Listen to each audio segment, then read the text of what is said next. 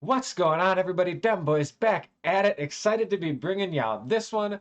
This will be my 3-3-5 wide defense just brought together. We're going to bring every element of this in here. Stuff I've come out with, stuff we've seen on the competitive scene, me running it against pro players, right? We'll sprinkle in some highlights of that stuff so you can see how it does.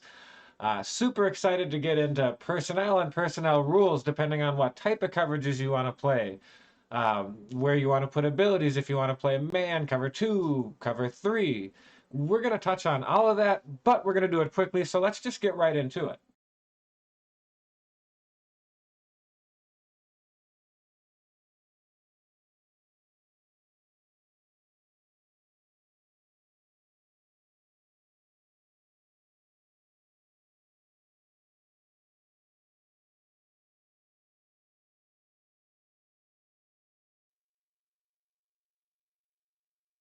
So we're going to start with cover 2. That's what I'm set up for because that's my primary choice. Always has been, probably always will be.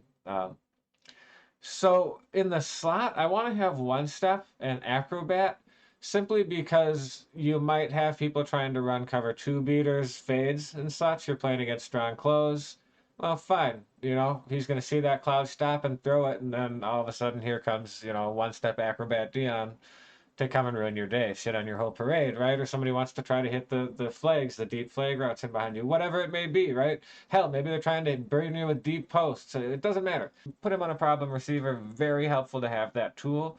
I can't stress that enough. Then I'm going to rock 3 double or nothings because I'm not going to blitz a lot unless it's a user rush, especially in 3-3-5 wide. Just not really my thing. So let's make sure we can get some shed so they don't have all day. And I've got acrobat on my user. Now, if you wanted to play cover 3, what I would do is I would take acrobat off of Dion and I would take one of these double or nothings away, and I would end up with my purples both being one steps, and I would man up each side of the field, whatever I think the threat is that I need to go ahead and man up, a 3 beater, a problem receiver, something like that, just something you want to completely eliminate from the game. I'm going to go ahead and do that. Then I would take my defensive, well, my outside linebackers, maybe if you switched in safeties, if you switched in from 3-3-5 normal or whatnot, and they would replace those flat defenders. If I needed a flat defender, maybe they rush, maybe they're another yellow, whatever. Maybe one of them runs up or mans up the running back across. If I'm worried about a Texas route, I would man up the opposite linebacker of the running back to try to come and get under the Texas route. Just kind of different things like that. Now, if you want to play man and you want to have a bunch of one steps, I don't hold 4 one steps against anybody. I would probably have 3. Uh, the big thing to note there is it's really important to have one step on your slot corner, no matter what you're doing, just because you think where are people going to attack your man, right? Put one steps where you typically have problems, right? So think about that. When you're playing defense, when you're playing man with your scheme, how you play it, doesn't really matter. What gives you hell? All right, put one steps in that area. Simple stuff, guys. So for me, what I do, because I play so much zone, a lot of cover 2, I actually just have Sam Mills and Ted Hendricks. At my outside linebackers, they both have over 90 zone. Uh, Works for me.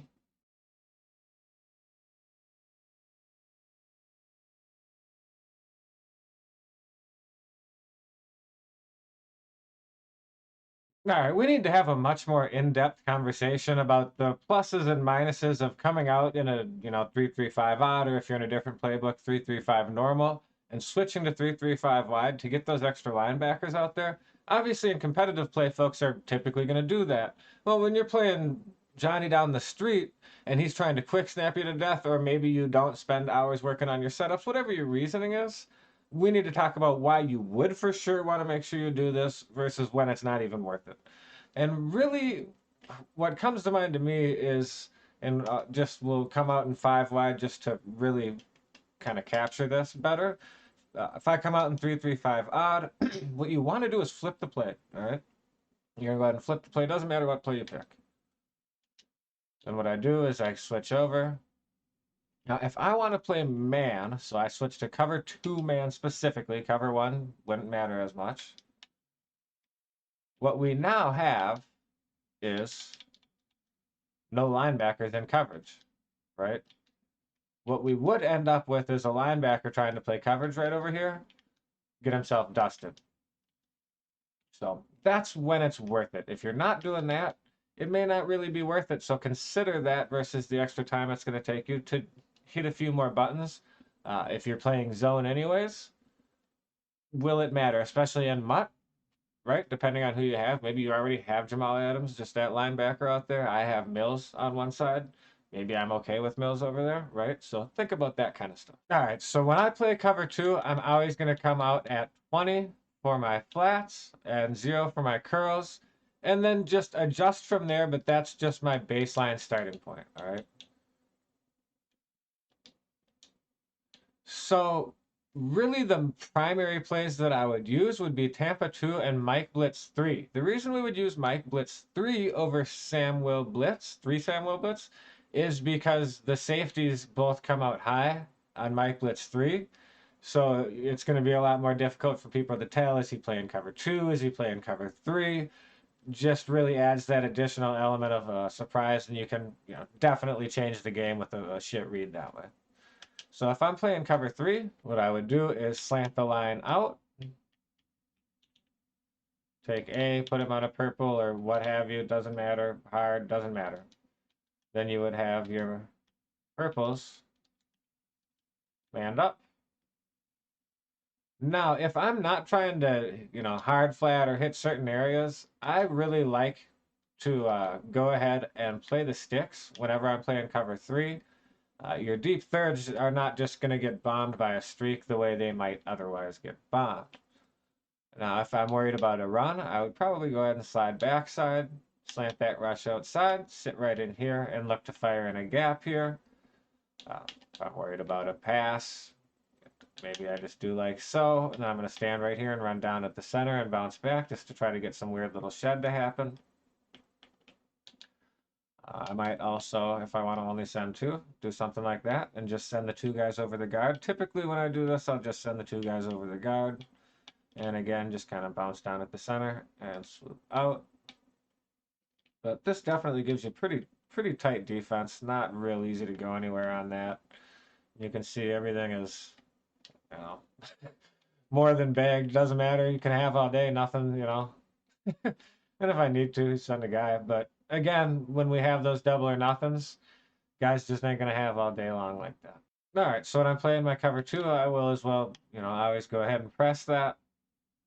So typically what I'm going to do is take A, put him on a purple, take X, put him on a purple, and then this is going to be my 1 step, and he's going to man up whatever I don't want to have to deal with, right? So in this case, maybe Y.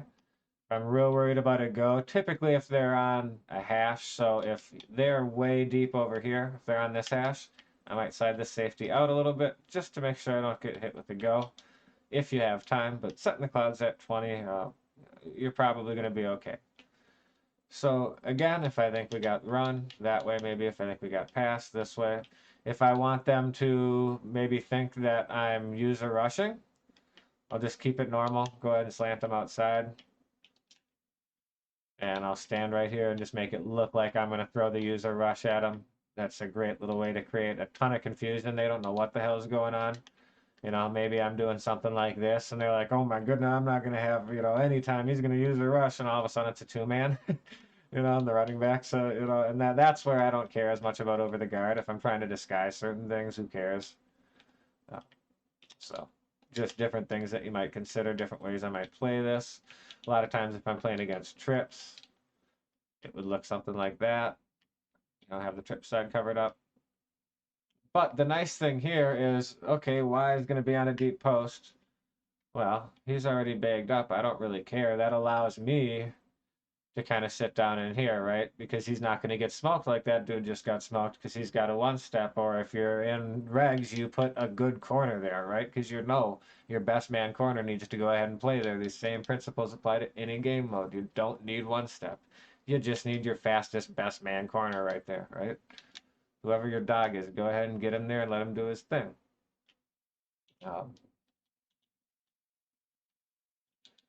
Maybe that guy's a spy if I want to spy somebody. Now, if I come out in cover 2 and I want to use a rush, you may need to base a line.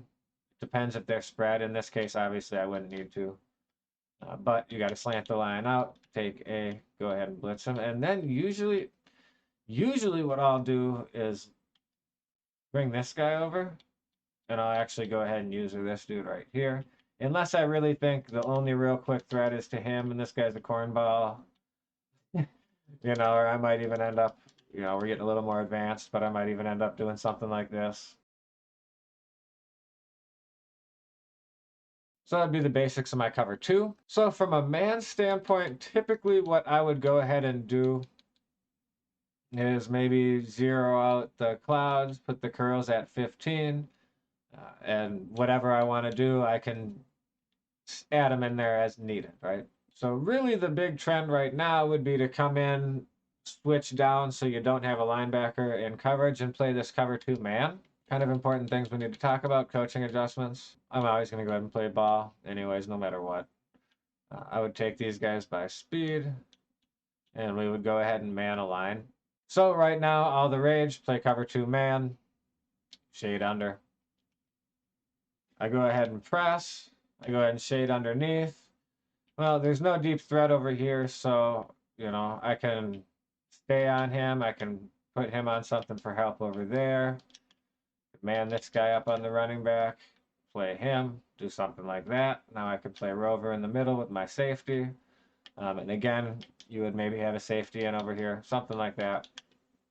Whatever, just to give you a basic idea. From there, maybe some extra help. Whatever you feel like you need to do.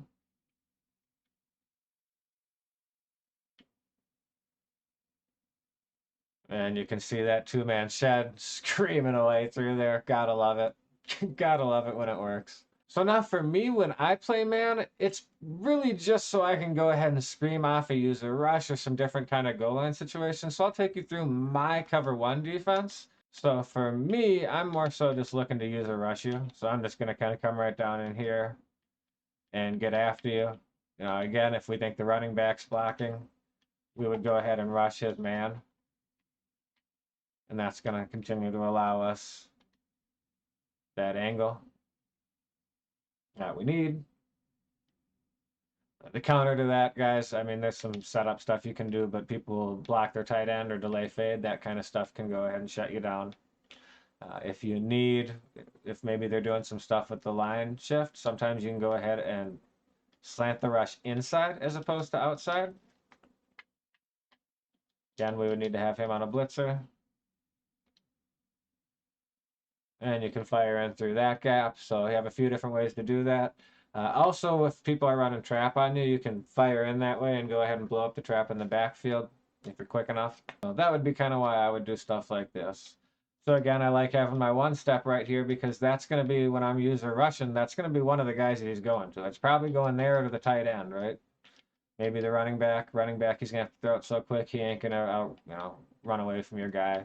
Unless you're blitzing him and you're wrong, then you could be asked out, right? Then you might be asked out.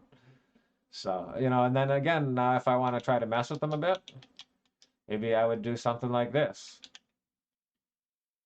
This would be my max coverage, for example. And I think you're blocking the running back. I'm going to do like this. Maybe I don't think you're blocking the running back and you're in the red zone. I might play something like this. If we're in the red zone, I've sure been known to even do some... I'm not above it. I'll do something like this and go ahead and rover in here. Something like that. Something like that. For my, if they're right up against it. And you'll see that footage against K-Mac as well. You'll see me doing this kind of stuff in the red zone. Now, I will say with this, I won't necessarily shade underneath. I'll probably shade inside. How much it helps? A little bit. But shading underneath is a little bit ballsy here. A little bit ballsy for me. Unless I'm outside, if I'm like, okay, the only threat to burn me deep if you're in a game mode where there's not a lot of them is out wide over here. Okay, I'll shade under and be ready. You know, if it looks like he's going to get burned, I'll bail out right away. So if you want to send 5 and get after him in cover 3, we will go ahead and call Mike Blitz 3. So what I like to do is press and play the sticks when I'm in cover 3. You can ask me about that in the comments if you have any questions. What you have to do is spread your line, slant your pass rush outside. You're going to come stand right down in here. You're just going to kind of come down and back out. And what you want to do is just get one of these two guys in the middle to pause and just kind of freeze up on you. And allow somebody to go ahead and take that edge. So guys, if I'm going to blitz in something like this, what I would likely do, press, we're going to send Y. You may, depending on how the alignment is, need to go ahead and base align him to get him in the right area. I will go ahead and crash my line inside. I'll stand right here on a blitzing route, of course. And I'm just going to go ahead and run like that and bounce back. This is going to be 5v5. And we get him to scream. No matter what happens, there's a lot of glitchy shed over there. So for example, if they block their running back, so we're sending 5. And again, we go ahead, press, slant the line inside. We come down here on a blitzer. It's going to loop down and back around. So this is 5 at 6. We're not going to get a free run or anything, but you can definitely generate some glitchy shed and still get some pretty good pressure. As you can see, that's probably about a best case scenario, but it does work really well. So the last thing that I want to note, maybe they're in a max pro and you want to try to get some kind of pressure. One thing you could do is go ahead and just spread the line outside, slant that pass rush outside, and then with your user, go ahead and stand right here. We're going to hold our stick about halfway down, and we're just going to come right off that edge and go get him. Obviously, that works a little bit better in squads, but if you know they're in a max pro, think about the creativity, like what you can do there. You know, if you're worried about maybe this guy being a quick target, you know, okay, so what? They, you know, we know there's only X amount of people who can even hurt us, right? So if you have time, you know, you could absolutely go ahead and set something like this up. You know, get real creative because you don't have to cover a whole heck of a lot.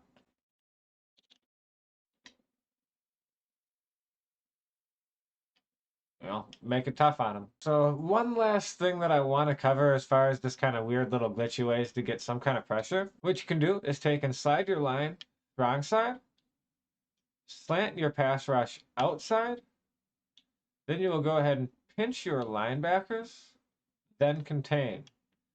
There are some order things there that are important. All right, now I'll go ahead and blitz him, stand right here. I want to run down at the center like so and bounce back.